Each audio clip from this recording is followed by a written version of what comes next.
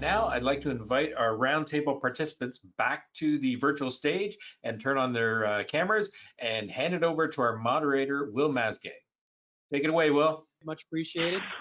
So, gentlemen, without further ado, let's get started.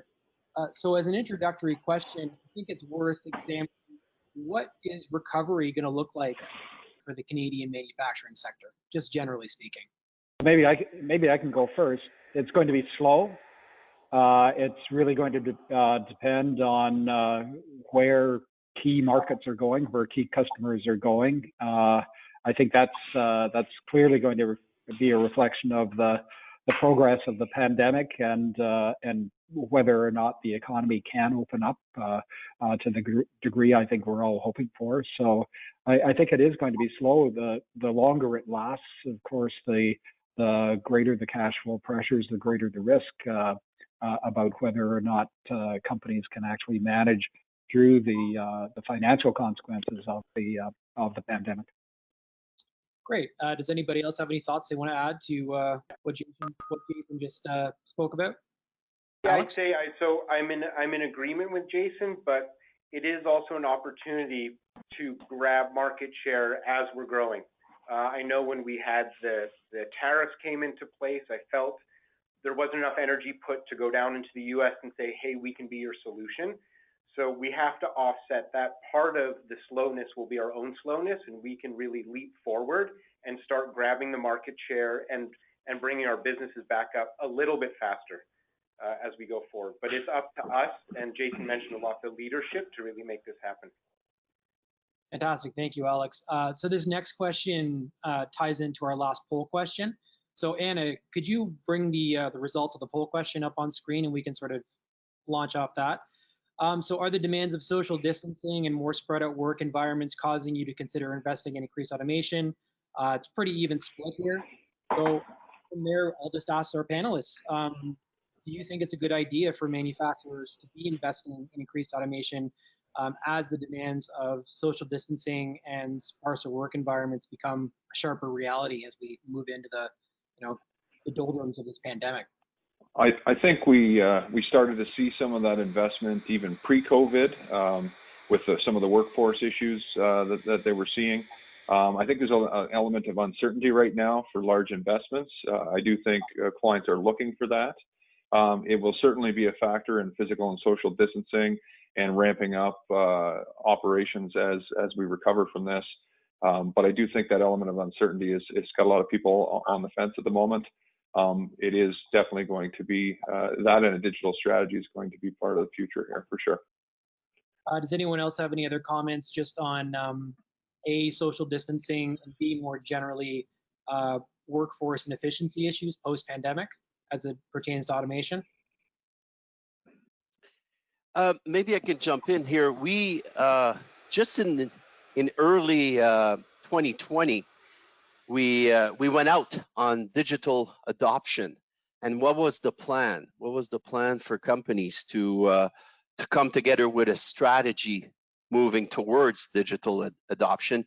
And about 35% mentioned that they had some plans to move towards that direction. So I think it will increase in that sense. We're seeing, I was seeing some of the presentation around using, taking temperature, using apps, using technology to do this. Like we're seeing a movement right now from paper-based to technology app. I think it's a perfect example. With all the online meetings that are happening with the virtual teams, I'm blown away to see our own online programs for supervisors and manager, and knowing that the supervisors, first shift supervisors, are working from home and monitoring their own inventory, their own ERP. That's a big jump if we go back like 5 years ago. So yes, there's definitely a lot of movement in that direction. I think that's fair to say. But just to, if I can jump in too, what we're seeing is a lot of companies are offering different ways to finance automation these days, right? because they're understanding the cash flow constraints in that. But I'm starting to get more and more communications of, hey, pay for it later, or let's look at how we're going to, to capitalize this equipment within your facility. So I think there are lots of opportunities. And to JP, it's fun to see our production supervisor has a laptop now, and he's checking on the systems with the factory logic versus, the close contact. I agree that the problem is really forcing a lot of companies to use new digital technologies and really accelerating that process. I think that's going to continue. But want to really emphasize, it's the technology has to be appropriate for the task at hand, and that task is really how to improve process, how to develop new solutions, how to get the best out of existing systems. So the technology has to be appropriate, and it has to be managed well. And I really can't emphasize that point enough. That the companies need to know what the requirements are, and including skills requirements, process requirements for successfully managing the technologies. Otherwise, we're simply going to end up with major investments in stranded assets and technologies that don't do the job. For the companies that can manage technology, I think the opportunities to use these new tools, not only to social distance and to work remotely, but to add new value for customers along with the products that they're providing, to trace through supply chains, to achieve the degree of flexibility and agility that they need to respond rapidly to changing market conditions. All of that's going to be really, really important going forward. So this next question I'm going to direct toward David, and then everybody else can jump in as you see fit. So David, how do you see relationships for manufacturers changing with both their suppliers and their customers? So one of the things we've seen as a trend with manufacturing is for years it was very product focused, very back end focused. And because they were disintermediated in many cases from customers, there wasn't that closeness. And I think what we're seeing today is it's more important now to be close to your customer than ever before. And so you need to invest in the means to do that effectively. This disintermediation is going away, and people are going more direct. We've seen a lot of companies be successful that had an e-commerce presence, whether that's a business-to-business e-commerce for reordering or just going direct where we didn't think that was possible. So I think now this has shown us that putting the customer at the center of everything you do, which has been coming in manufacturing, but it was hard because we were very product-centric in our environments, is going to be top of mind going forward. Does anybody have anything else to add about consumer or supplier relationships? Yeah, I'd say we are in an interesting business where we do B2C and B2B. So we've had to look at solutions. So not build someone else's product, but what solutions can we offer from cash flow and support in that way?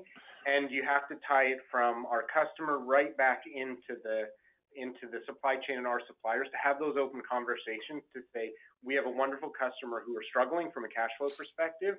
How do we share in that and then come out of it?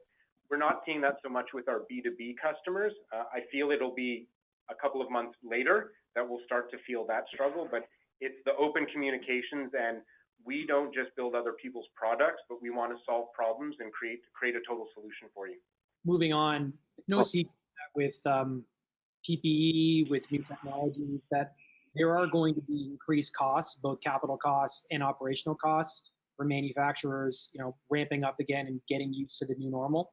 So how can manufacturers adjust for these new operational and capital costs and factor them into their long-term financial planning?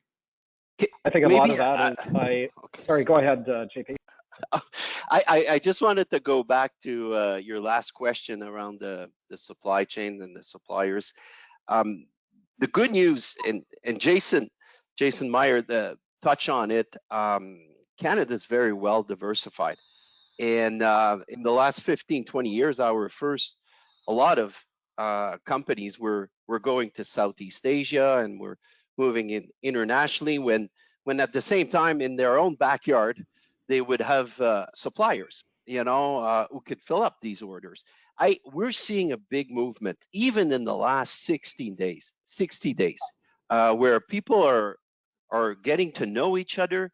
We're doing it online, where we're posting opportunities, and I think that's good news. And I'm not saying that we're not going to depend on the global supply chains anymore, but these connections and the fact that manufacturing is very well diversified in Canada is good news. We've got strong food processing, we've got metals, we've got chemicals, we've got textile, we've got apparel, we've got plastic, automotive, aerospace, name it. Like some countries are very focused on one subsector. Or one sector. So that's one aspect that I just wanted to bring back. And sorry to deviate on that one. JP, you sold me on it. I want to buy all of it. That's right.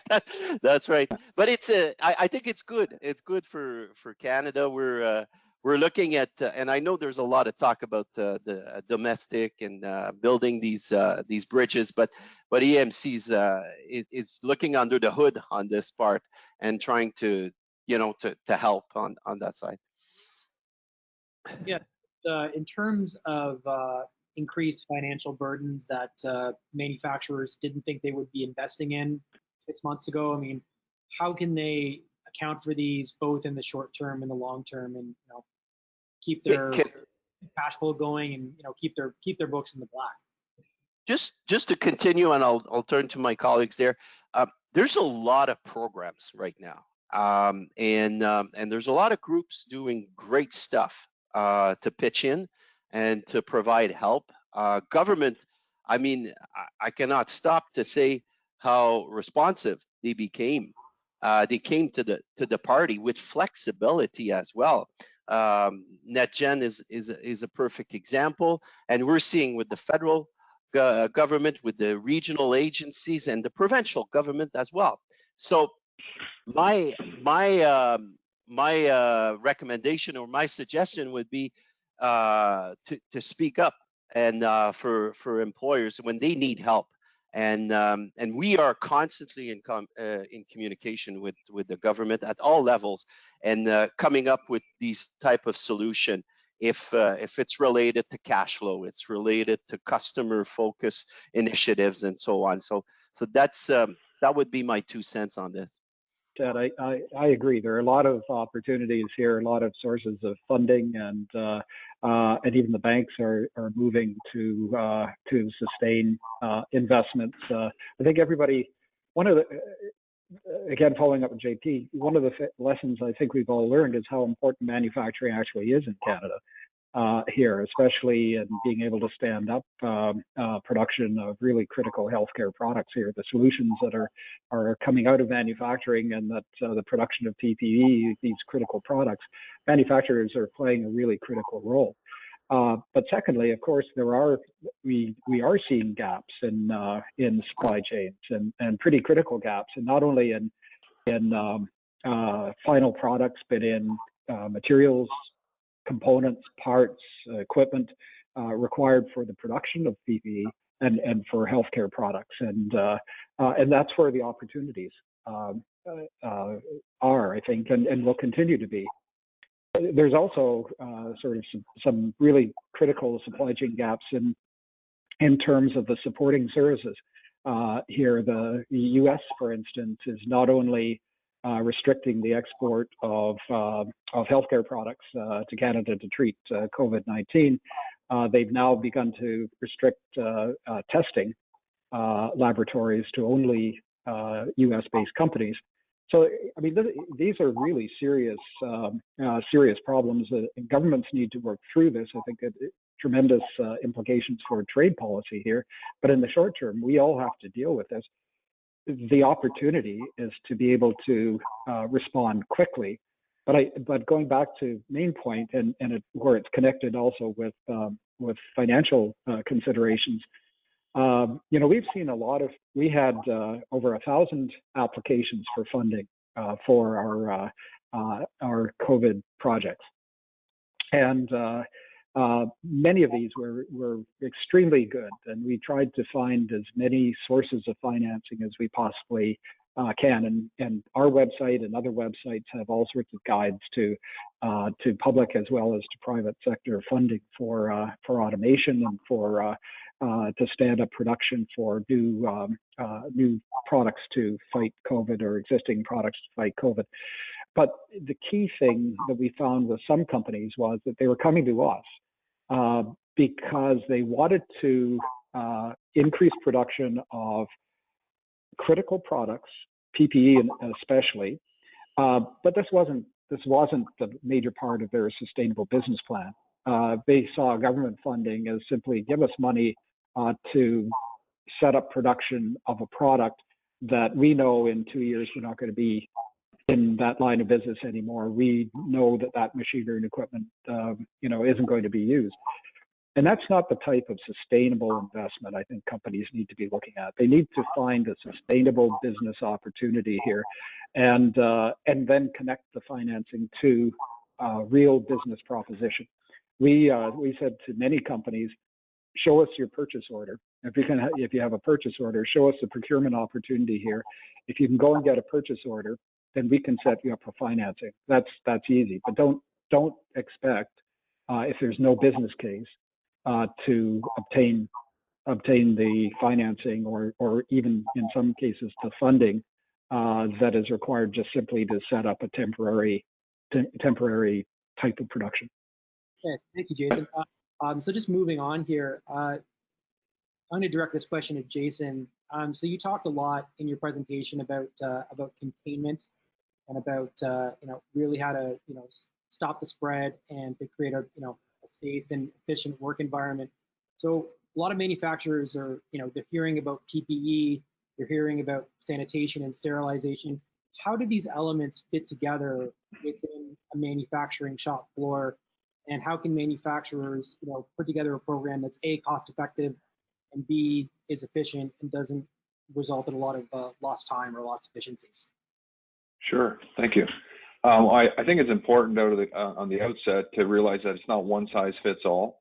What works for a food processor may not necessarily work for an automotive entity or some other parts manufacturer. So it really has to be a customized solution to fit the needs of their workforce, whether it be numbers, whether it be the type of work that they're doing.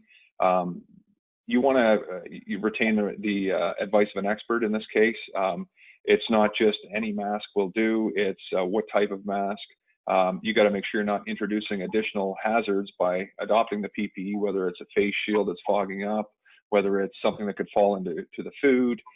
There's a whole gamut of factors that you need to consider when considering PPE. So I guess my advice is to set up the framework at the outset, troubleshoot it, get your management involved to make sure you're making the right decisions, the must-haves, the like-to-haves, and then move forward with an actual framework that can be adopted wholeheartedly. You get buy-in from your staff right through to your management. So that would be my suggestion. Having a plan in place if indeed you do have an outbreak or a positive case, to quickly and effectively implement that. You're not playing catch up, you're actually just implementing a plan that you've already prepared for. So preparedness is the key in these uncertain times. Thank you, Jason. Alex, you talked a little bit in your presentation about sick leave policy and various issues around HR and staffing. So maybe you could elaborate a little bit about how you're working with your HR branch and how manufacturers in general can work with their HR representatives to, make this part of the picture work. A lot of our HR within Dorigo, it's their supportive collaborative function. So as a business, we'd like to implement this, whether it be types of PPE. We'd like to look at our sick leave policies, and they're really giving us guidance. So reaching out to external resources to say, yes, that's the right approach. I have been speaking or spoken to some manufacturers, and they called up and said, we have an individual that refuses to turn to work. And there are processes around this, and it's a difficult conversation. Well, WorkSafe BC says the environment is clean to work in. So then you go through the conversation, do we make the policy decision to say a person's abandoned their role, or do we take the greater circumstances into view and work with them to get back to work in a get back to work program? So human resources are a great guide and a framework for us to operate in, with really kind of a wraparound of that policy. Are we complying with the best practices? Thank you, Alex. The other issue I wanted to bring up was around logistics, warehousing, deliveries. How has that changed, and how will that continue to change as this pandemic unfolds? So I'll open the floor, and whoever wants to answer can just jump on that one. Well, on the ground, it was walking by, his name's Henry, great gentleman, and he said, Alex, do you want me to touch those boxes? And it was one of those, we don't have a solution for that. So what we started to go through is set up essentially touchless delivery. So locations where the courier can come in and we have an individual watching where they're delivering, we're not touching, the capacity to sanitize if need be. And then on the outbound side, there's FedEx's zone, there's different zones we've set up. And again, it's essentially touchless pickup. They're coming into the shipping bays, taking that area, and we are monitoring what they're taking at a distance. But it was one of those that I thought, oh no, how are we going to handle this? And start to do all this research, how long does the virus stay on different surfaces, et cetera. But we've been quite successful with this, and the companies we've worked with feel safe coming into our facility. Thanks, Alex. So this question is sort of like the elephant in the room. A lot of manufacturers are making decisions based on the idea that this wave of the pandemic is just going to peter out, and then things are going to go back to normal. But there is a very strong possibility of a second wave that could be just as bad as what we had initially in March, or it could be worse. So what sort of contingency plans do manufacturers need to have in place if there is a second wave? I think it's important that companies don't let their foot off the gas. They've taken all this time and effort to get a plan in place, and hopefully it's a multi-iterative plan. It's not just a single source solution. And it's human nature to get a bit complacent, even without the second pandemic or the second wave sitting there, to go back into old habits the same way you used to do it for the last 20, 30 years. I think it's important to maintain and have corrective actions throughout this over the summer months here in preparation for the second wave. You'll be much more adaptive to handling that second wave. You've already got everything in place. You should just be able to pivot and absorb those additional challenges and risks. You can't let up. I agree with what Jason was saying. I think the last part of March and April, we were in state of shock. And really the stop of production and the let it go of employees and all that, and some of the companies stay on status quo. But we learned a lot during the last 60, 90 days now. And this is all documented, and there's policies and procedures and protocol. We moved from how to clean our hands to how to clean a room, and these are all. And by the way, I invite everybody to access these practices, these good practices that are coming directly from manufacturers, and they're available free of charge through EMC. So there's been a lot of learning, and I would hope that we would be better prepared for the next round for sure. It looks like there's going to be one, but I think with a lot of learning under our belt. Cool. Thanks, JP. So I'm just going to try and do the one last question here, and then we can move on. So what is this pandemic going to mean for companies with an international footprint who are involved in exporting, maybe for companies who have operations in other countries like the US or in Europe? What does this mean globally for Canadian companies? Well, maybe starting off here and going a little bit back to the last question, whether or not there's a second round of pandemic. We know that recovery in certain markets is going to be a really lengthy affair. Customer demand is not going to come back rapidly. So for companies that are supplying or leading in the automotive sector, in the aerospace sector, this is going to be a drawn out recovery, and certainly in our major markets south of the border. We don't know how long that's going to be. I think certainly elevated risk right now as things open up, and maybe open up far too fast in the United States. So that's going to be a major issue. Having said that, though, these supply chain problems that companies are facing are worldwide.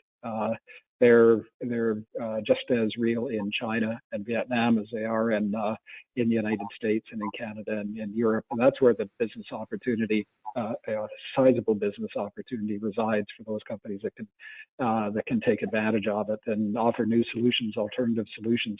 But again, in order to do that, you've got to be the best. And Canada is a pretty high cost environment in which to operate. And again, this goes back to, I think, the importance of looking at solutions that add value, the importance of advanced technologies, the importance of building capabilities in the workplace. We really have to look at what is world leading here, and if we can do that, position Canadian companies to respond rapidly. I think we really have a significant opportunity. Looking back at how many companies were able to pivot rapidly to respond to COVID-19, they did that in large part because of their capabilities, not only technology, but their capabilities in terms of the workforce and capabilities in terms of process excellence. And I think that